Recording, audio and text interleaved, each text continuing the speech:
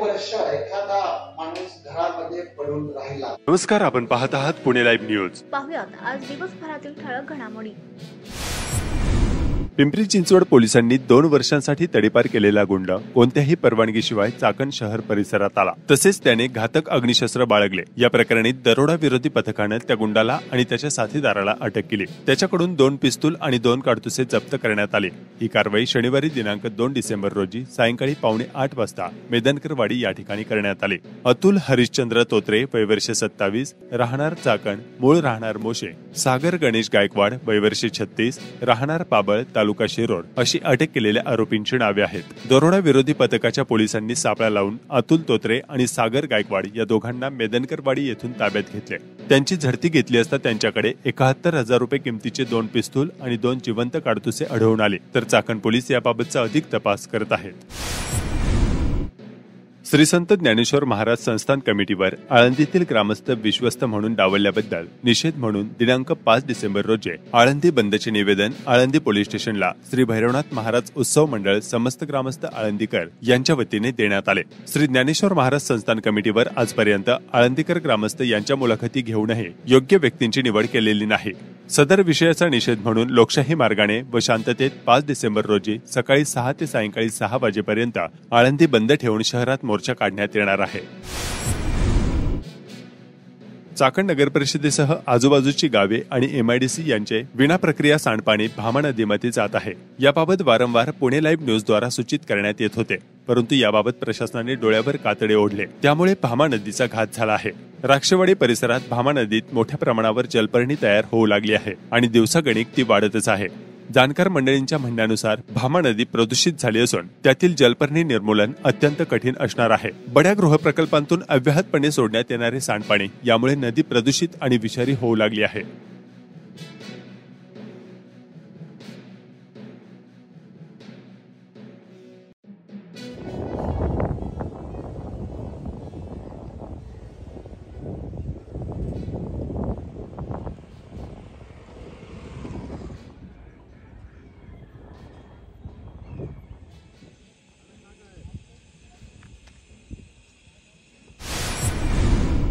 खेड तालुका राष्ट्रवादी काँग्रेस आयोजित लोकनियुक्त सरपंच व उपसरपंच व सदस्य यांचा सत्कार व राष्ट्रवादी काँग्रेस पार्टीतील पदाधिकाऱ्यांची आढावा बैठक राजगुरुनगर येथील खेड कृषी उत्पन्न बाजार समितीच्या सभागृहात आज झाली।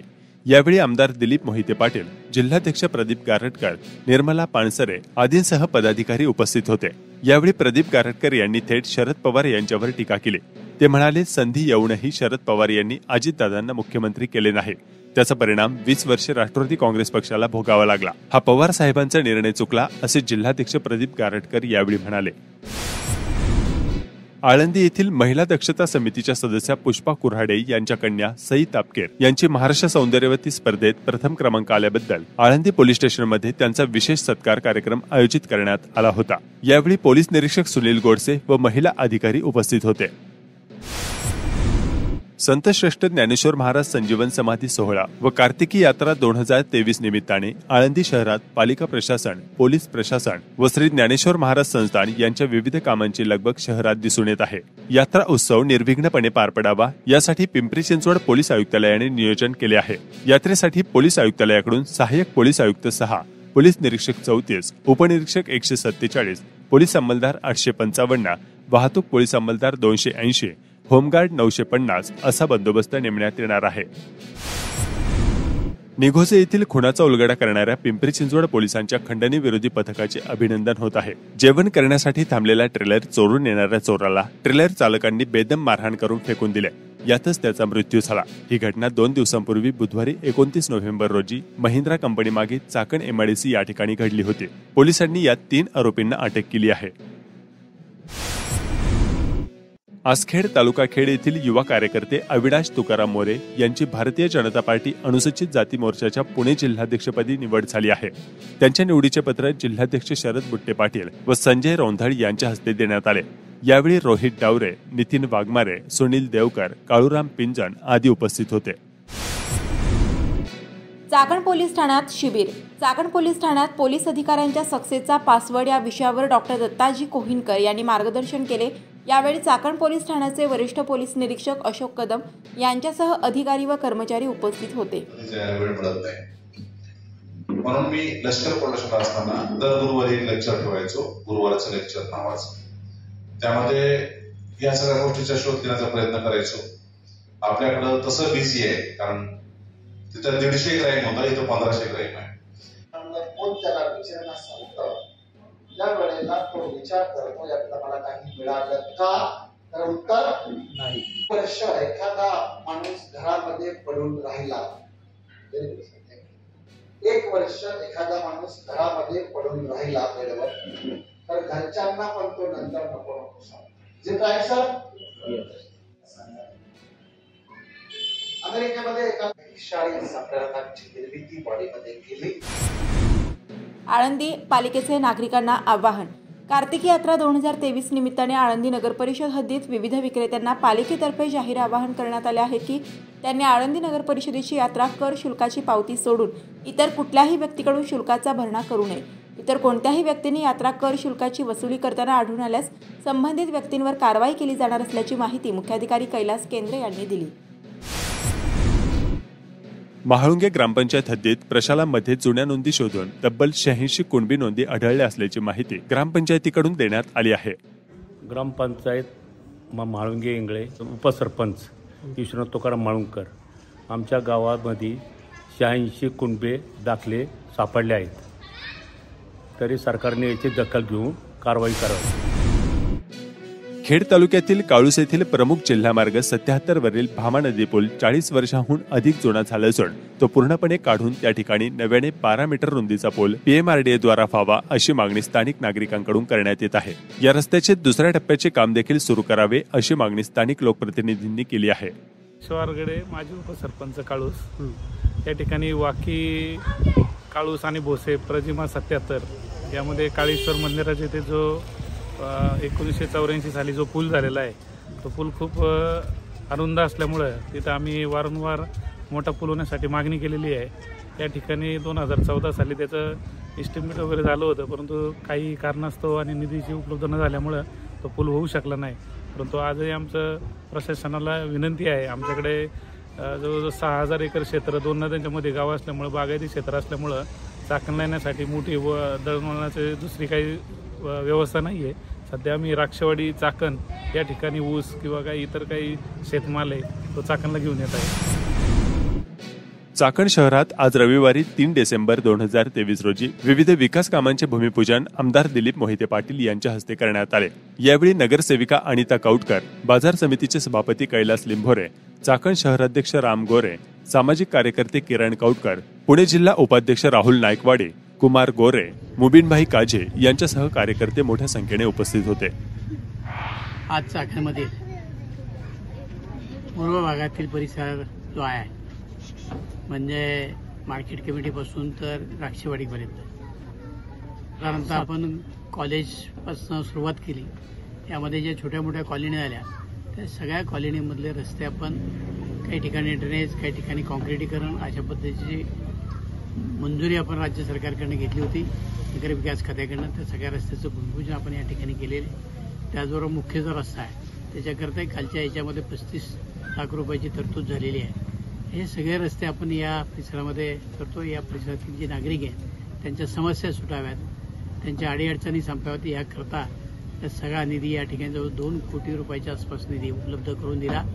या परिसरातील आमच्या नगरसेविका कौटकरताई होत्या, यांनी या परिसरामध्ये पूर्वी पाठपुरावा केला. त्याही कालखंडामध्ये अनेक विकासाची कामं केली आणि आता जरी या नगरपालिकेला प्रशासक असला तरीसुद्धा इथल्या ज्या कार्यकर्त्यांचा पाठपुरावा आहे त्याच्यामुळे या परिसरातली अनेक कामं आपण मार्गी लावण्याचं काम या निमित्तानं केलेलं आहे.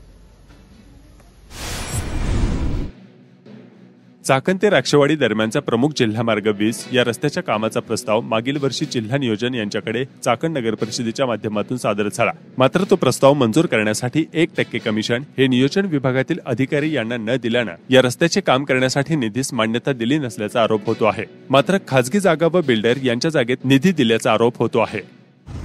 नमस्कार, मी ॲडव्होकेट निलेश कड. आपण जो रस्ता बघितला प्रमुख जिल्हा मार्ग 20 म्हणजे राक्षवाडी, पटरवाडी, आगरवाडी आणि पुढे काळूसला जातो, त्या रस्त्याची दयनीय अवस्था झालेली आहे आणि तो वाहतुकीसाठी अत्यंत आता धोकादायक झालेला आहे. पहाटे शेतकरी तरकारी माल घेऊन येतात, ऊसाची वाहतूक सुरू आहे. तर सगळ्यांची अशी तक्रार आहे की रस्त्यावर बाबा खड्डे खूप आहे, धूळ उडतीये आणि याबाबत आम्ही पाठपुरावा केला. त्यामध्ये आम्हाला यश आलं की महात्मा फुले नगरमध्ये अण्णाभाऊ साठे दलित वस्ती सुधार अंतर्गत निधी मंजूर करून घेतलेला आहे आणि त्याबाबत पालकमंत्री भाजपचे असल्यामुळे आणि तिथं स्थानिक भाजप नगरसेविका असल्यामुळे तो काम मार्गी लागलेलं आहे. परंतु पुढे जो प्रस्ताव होता आमचा खंडोबा माळ चौक म्हणजे मनशक्ती आश्रम ते पार राक्षवाडीची भामा नदी, तर त्या रस्त्याबाबत प्रस्ताव नगरपालिकेने सादर केला होता मागच्या वर्षी. परंतु ते म्हणले की तुमचं काहीतरी निधी नाही किंवा काय नाही. आता झाले काय की खाजगी जागेंची लोक पाठपुरावा करून आणि योग्य ती त्यांचे प्रोटोकॉल पाळतात नियोजन मंडळाचे आणि कॉन्ट्रॅक्टर असतील, बाकीचे नगरपालिकेचे काही अधिकारी असतील, हे ते बरोबर करून घेतात खाजगी जागेमध्ये, कारण की दोन्हीकडूनही त्यांना फायदा होतो. आणि सरकारी जी रस्ते आहेत, सरकारी ज्या जागा आहे त्या ठिकाणी कुणी फॉलोअप करायला मागत नाही, कारण की तिथं काय त्यांना असे प्रोटोकॉल भेटत नाही. थोडक्यात माझी विनंती एवढीच आहे नियोजन मंडळाला की तुमच्याकडे चाकण नगरपालिकेने जे प्रस्ताव पाठवलेले आहेत काँक्रिटीकरणाचे आणि पुढचे जे काय 5.5 मीटरने डांबरीकरण, तर तो रस्ता तातडीने करावा.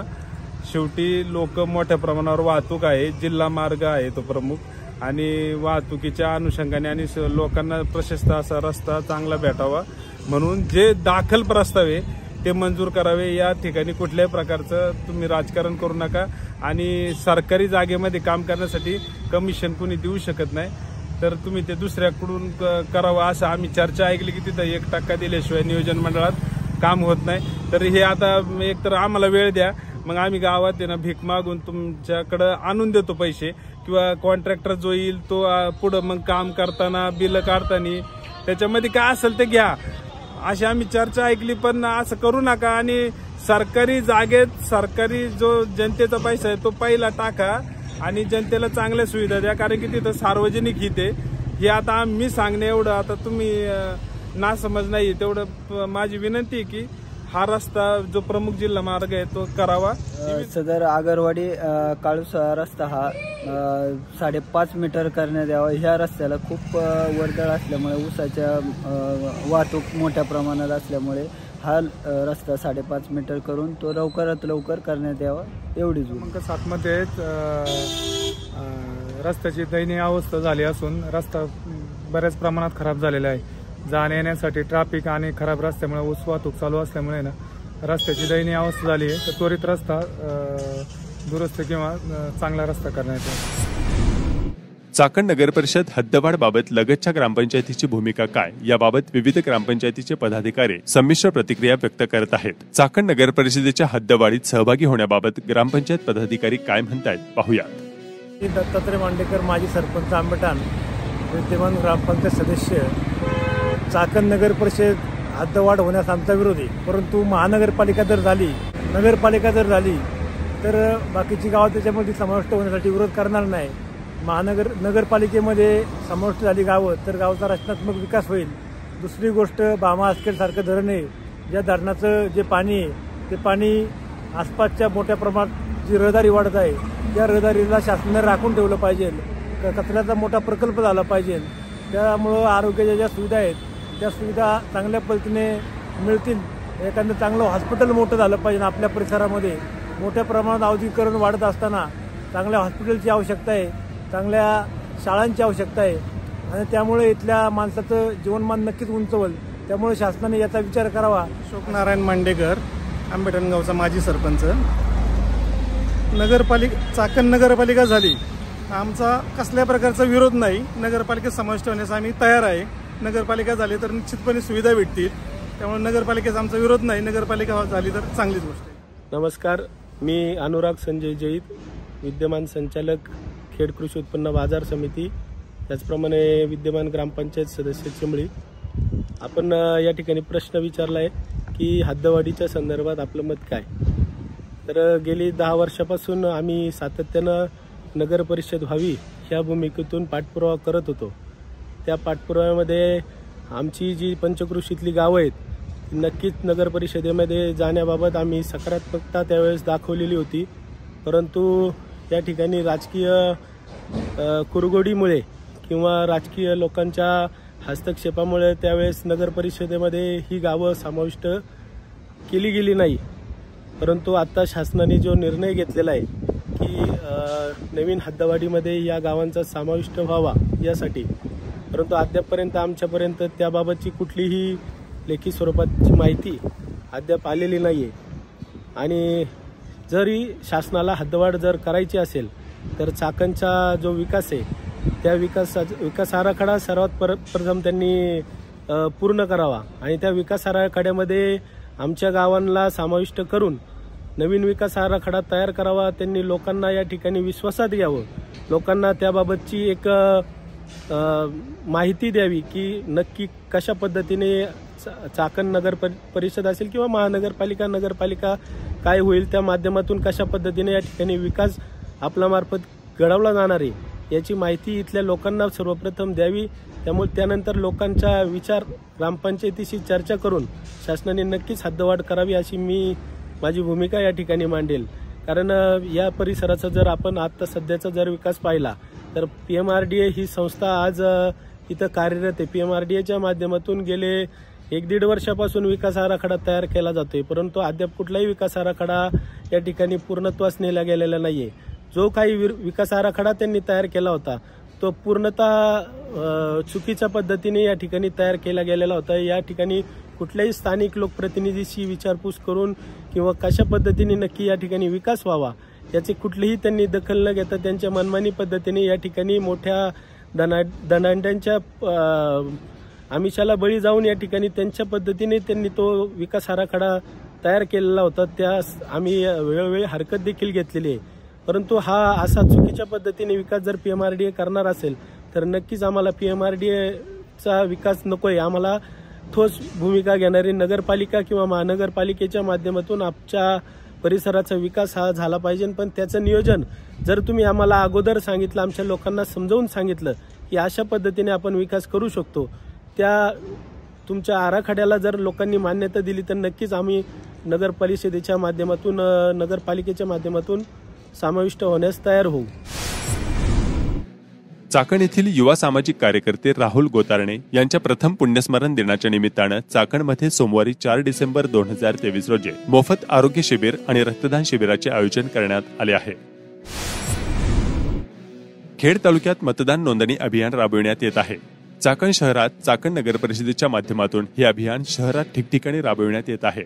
चाकण पालिकेच्या अधिकाऱ्यांनी याबाबत नेमकं काय सांगितलंय पाहूया. चाकण नगर परिषद तसेच खेड तालुका मतदार नोंदणी अधिकारी यांच्यातर्फे व भारत निवडणूक आयोग किंवा महाराष्ट्र निवडणूक आयोग यांच्यामार्फत आज चाकण शहरामध्ये तसेच पूर्ण महाराष्ट्रामध्ये दिव्यांग डिसेबल दिन आहे. त्याबाबत दिव्यांग मतदार नोंदणी नवीन ज्या मुलामुलींचे 18 वर्ष पूर्ण झालेले आहे त्यांची मतदार नोंदणी आपण आज चाकण शहराच्या वतीने इथे नेहरू चौक चाकण गणेश मंदिर मारुतीमध्ये इथे करतो. तसेच राक्षेवाडी व आगरवाडी या शाळेत देखील तेथील BLO नवीन मतदारांची नोंदणी करत आहेत. नमस्कार, आपण पाहत आहात पुणे लाईव्ह न्यूज.